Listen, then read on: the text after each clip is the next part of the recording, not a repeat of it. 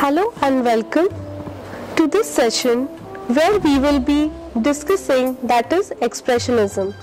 In this module, we shall look at the movement which is termed as Expressionism in the history of art and what were the reasons for it to begin, the influences that it took from the previous movements, artists.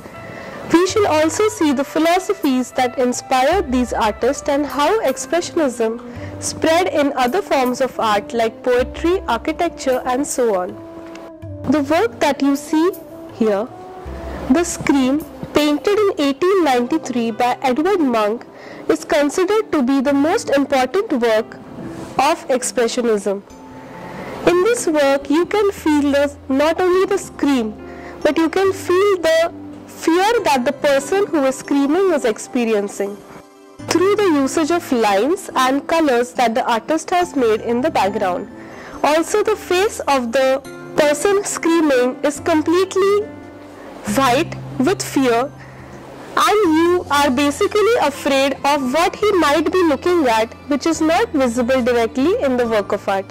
Expressionism is one of the pioneering art movements which began in the 20th century and especially developed in Germany. It is known to begin with emphasis on the subjective expression and artistic individuality. Expressionism emerged simultaneously in various cities across Germany as a response to a widespread anxiety about humanity's increasing incongruous relationship with the world and lost feelings of faith and spirituality. In the real sense, Expressionism was not a movement like Cubism or Impressionism, where artists came together and worked with same concerns. It is rather a distress that was simultaneously felt by artists, writers, poets, architects, and emerged together in their own medium of expression.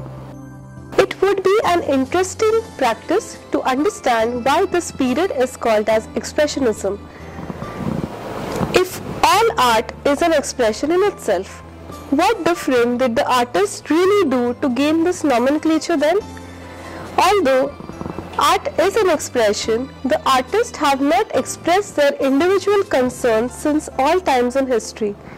They have expressed beauty, universal emotions through different narratives, stories, or many times actual historical events.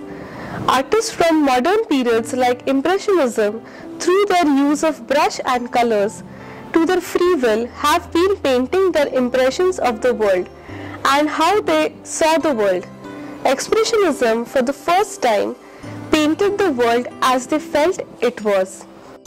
Most significantly, Expressionists showed the world that the abstractions could also be very expressive, and the narrative figurative style was not the only way in which one could paint. Free-spirited colors, forms which betrayed the subscribed notions of space and composition, came to be the new visual and laid the foundation for later abstract expressionists which emerged in the 1950s.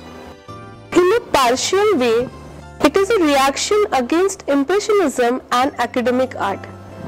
Expressionism was inspired most heavily by the symbolist currents in the late 19th century, like those from Vincent van Gogh, Edward Munch and James Ensor, which proved particularly influential for the artists working under this nomenclature. These encouraged the distortions of form and the deployment of strong colors to convey a variety of anxieties and the yearnings that were present in then Germany. How did Expressionism really begin? There could be a number of circumstances that brought about the advent of Expressionism. There were a number of artists from Impressionism and Post-Impressionism, philosophies that questioned human emotions against the rationality. The world in this particular time was in an explosive mode with great dissatisfaction at various levels. Let us have a look at the various reasons that led to Expressionism in detail. Expressionism derived from a number of philosophies that developed around the early 20th century. It is one of the movements in art history that has rather evolved more out of thinking than actual physical addressing of the particular pictorial problem. Thus, the art that we see in Expressionism begins to be distorted but still has the lineage of classical, Baroque, Impressionist and the Post-Impressionist to some extent. What demarcates them from these prior artists is their philosophy, their fear, their attraction to the idea of apocalypse, the search to source of pain and suffering which is highlighted in their subjects. The public could look at growing body of literature and folk art, non-European art, on many sorts of primitive art and the art of children and the insane, all familiarizing readers with the alternatives to classical idealism. Along with the art of past that represented pain, inducement also came from the world of suffering and abnormal sensibility in the books of authors like Dostoevsky, aggressive in manner, and the contents of the plays of Ibsen and Strindberg. And it came especially from the works of Friedrich Nietzsche. Nietzsche's hard, bright vision of the world without God and his negative philosophies. Fyodor Dostoevsky was a Russian novelist, a short story writer, journalist and a philosopher. He wrote majorly on Christianity. Its message of absolute love, forgiveness explored through the realm of individual hardships and suffering borne with passionate love. In his works, he exploited the human psyche, troubled political and social and spiritual atmosphere of the 19th century Russia. His works and his ideas became very popular with the critical thinking groups as he represented the issues that would instigate in their dialogues with ease. Dostoevsky in his works like The Poor Folk written in 1846, Crime and Punishment written in 1866, The Idiot 1869, Demons 1872 and The Brothers Karamazov, which was written in 1880, showcased the life of people who struggled to survive and brought about not just narratives but the inner psychic reactions of his characters. His novels, Notes from Underground, is considered to be one of his first works of existentialist literature that talks about the pain that humans can endure and still exist in this world. Friedrich Nietzsche was the most influential of the philosophers of his times and attracted a great deal of youth with his idea saying God is dead.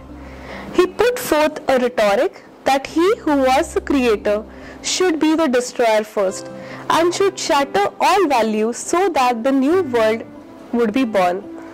The idea of end of the world, a great tragedy and apocalypse began developing from his philosophy, which would in turn bring about a more humane world.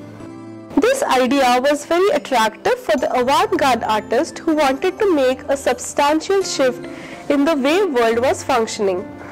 Also, Nietzsche's life too was full of suffering as he had severe myopia and had to cocoon himself indoors, leading a very lonely and subdued life.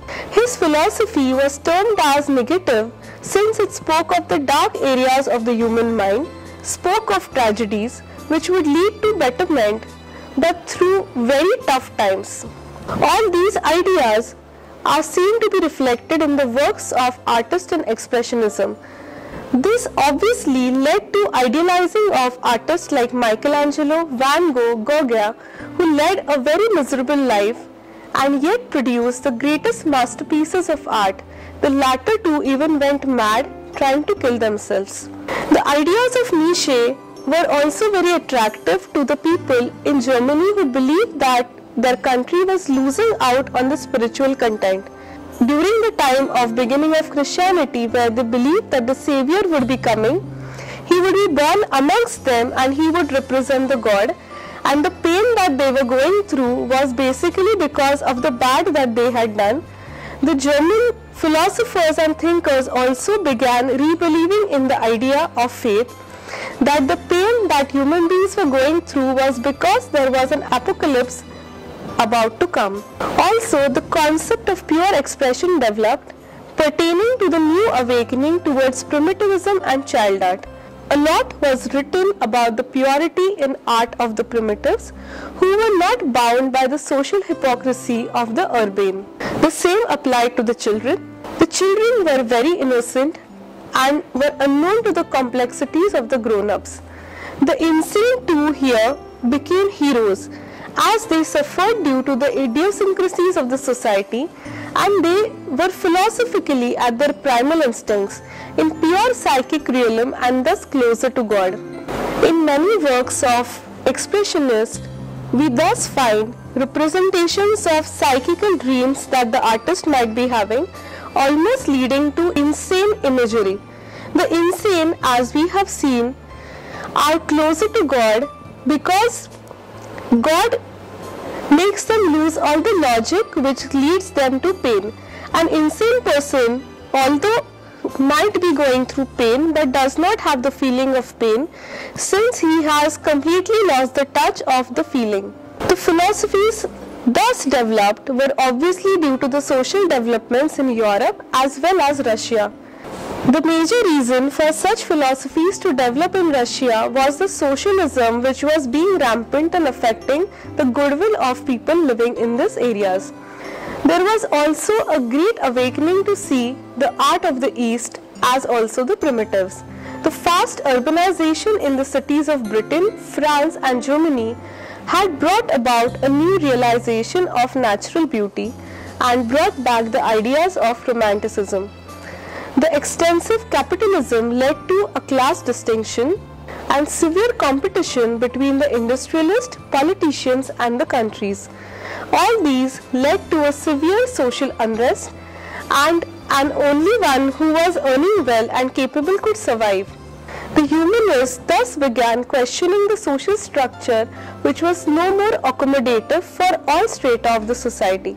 This was the period just before the First World War, the unrest growing each day. The Russians, the Jew philosophers and the writers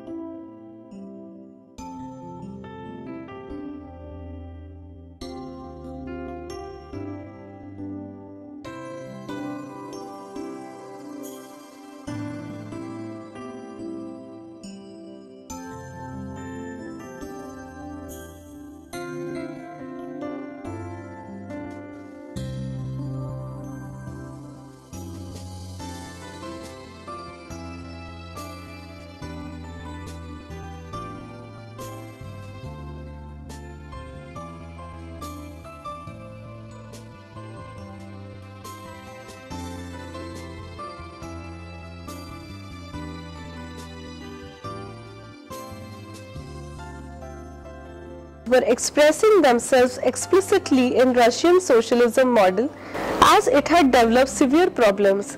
The government and the higher social order exploiting the lower class. Especially in Germany, there was a serious employment issue, and the ideas and individuals like Adolf Hitler had begun to emerge. There also came about an important development in the form of Bauhaus in Germany, a school of design which was influenced by the philosophies of Immanuel Kant, who spoke of pure beauty, of pure expression, which came about only through lines and colors, patterns, and could be experienced by all universally. That experiencing emotions was possible for anyone and was not for an intellectual activity. Development of camera had made straight naturalism a commonplace thing. Art Nouveau had already taken remarkable liberties with normal appearances in order to exploit the expressive capacities of line and form, while psychologists explain how our affections responded to each element. The fall of government in Germany and the coming of the First World War were actual revelations to the ideas of apocalypse and the change that the philosophers and artists were framing to be happening in sooner future. All these developments were instrumental in what we see today as Expressionism. Expressionism took great influences from artists in much previous to their age, Since, as we have already discussed before, expressionism is something which is inherent to the activity of creation of art. What you see here is a work called Crucifixion at Isenham Altarpiece, painted by Matthias Grunewald during the Northern Renaissance, approximately around 1512 to 1515. The detail of this work will show you the gruesome face of Christ, who is going through extreme physical pain although being a god. His lips are completely jarred and have turned white by severe pain and loss of blood. If you have a look at the detail of his feet, you can see the nail which has been jammed through his bones, and his legs and nerves have become completely lifeless. Expressionists greatly admired such works of art. They realized the power of colors and shapes, of brushstrokes and textures, of size and scale.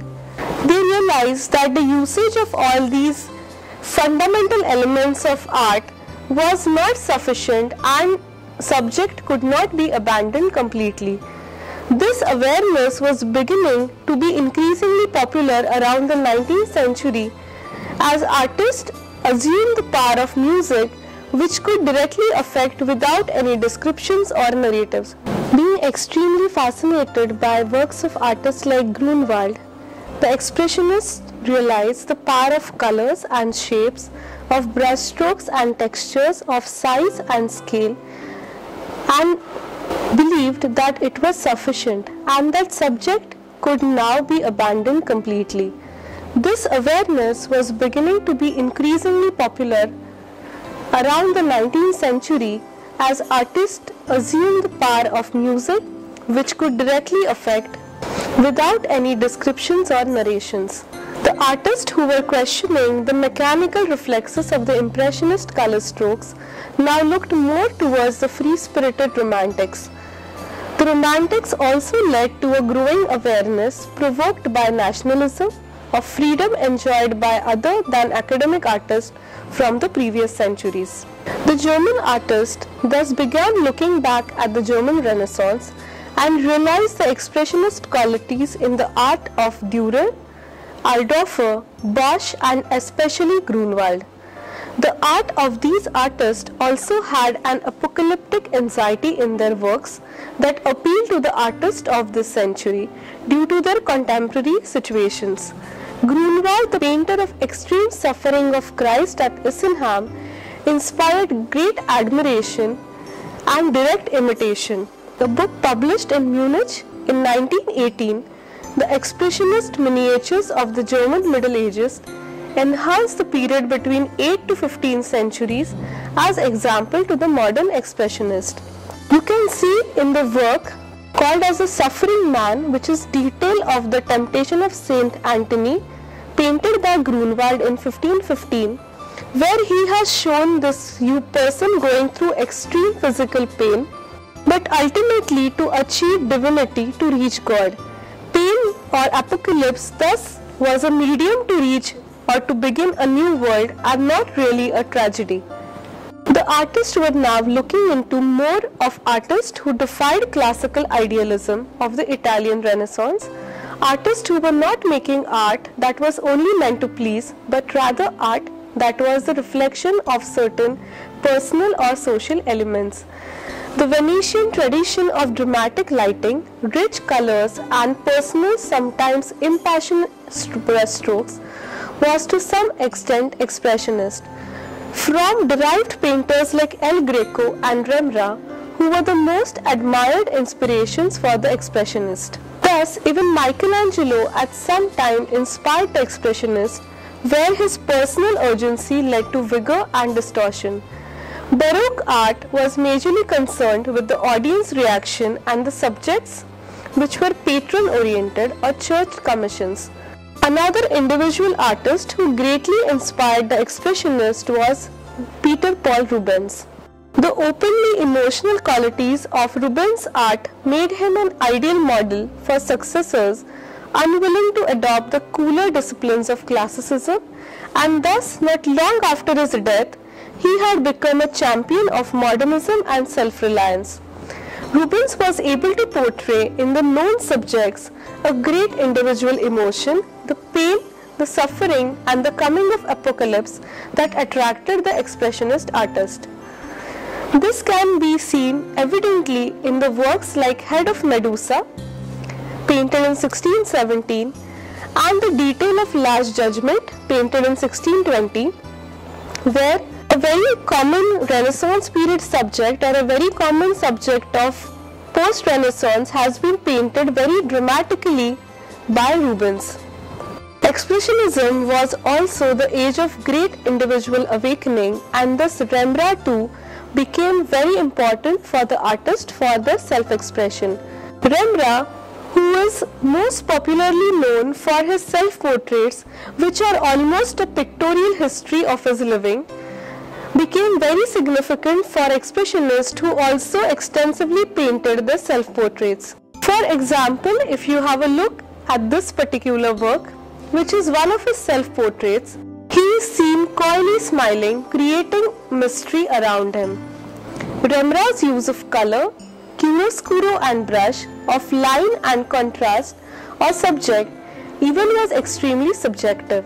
As his fame increased around 1800, knowledge of his career and life made artists to represent him as the original modern outsider, the genius rejected by the society because he worked largely against them.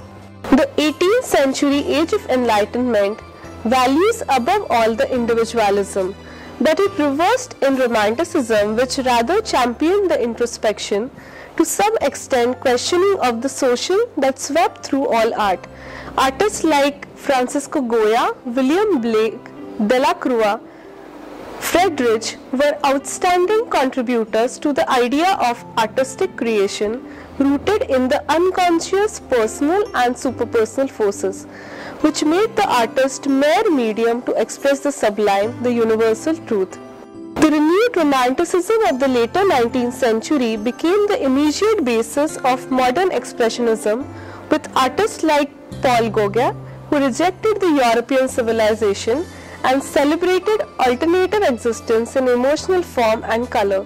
Ensar's sudden shift from fine painting to intentionally shocking technique and subjects, Munch's use of hallucinatory images giving public form to his private miseries, Van Gogh's passionate yet controlled deformation of nature and intensified natural color. These were immediate models for the 20th century painters seeking expressive means. The life of these painters too was very significant, as they all suffered and yet rejected the social order to live their lives as they wanted to and paint their works as they wished to be painted. With all these artists and artworks idealized, like the Starry Night by Van Gogh, painted in 1889, or the Yellow Christ, which was the epitome of expressionism, painted by Paul Gauguin again in 1889, the expressionists began working, portraying their fears, their personal anxieties. The personal life of the artist now became very significant. The artist rejected the contemporary ideas of beauty and pleasure, rejecting the social established notions began to be a fashion. The expressionism that we thus see today was an idea that emerged out of a number of influences and inspirations. The art that we see is thus not alarmingly different in visuals. The artists were interested in more of conceptual changes than the modes of compositions. They concentrated less on the technique and more on the desired effect, which could be true to themselves than to the audience. This ism developed majorly in Germany and included artists like Munch, Nold, Kokoschka, Kirchner, Kandinsky, Mark and many more. Expressionism can be said as the most psychologically liberating movement for the artist, but as mentioned before, all art is an expression and thus expressionism never ceased to exist. Every period has its own set of expressionists.